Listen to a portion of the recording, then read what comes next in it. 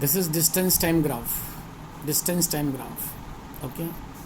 If your motion is uniform, then distance time graph. See, this is the distance.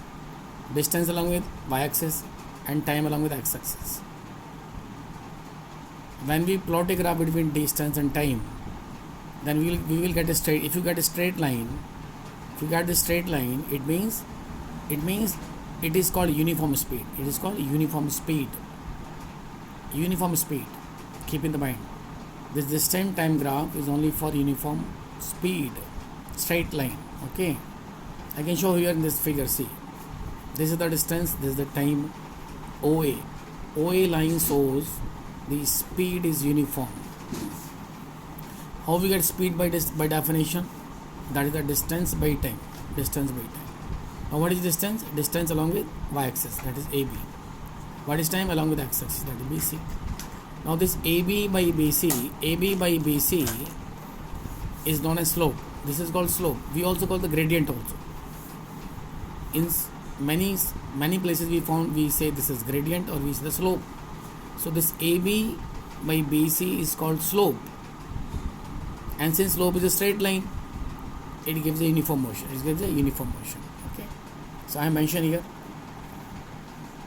You can see the speed, distance, time, speed AB by OB, but AB by OB is known as the slope of the graph. That is a line OA. Okay.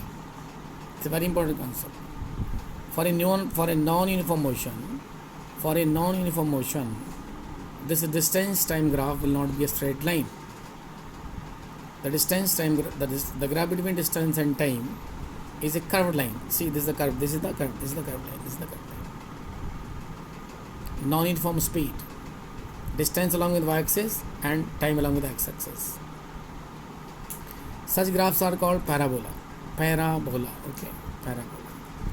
Such graphs are only obtained for a non-uniform speed.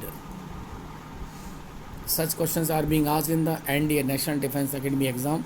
So very, very important to know about the graphs actually. Okay. Now we are learning about the speed time graph. Speed time graph. When the speed remains constant. See, along with y-axis we take the speed. Along with the axis we take the time. Now this straight line. For example, if I say here 5 meter per second. So everywhere 5 meter per second. So time increases. For example, time is 1 second, the speed is 5 meter per second.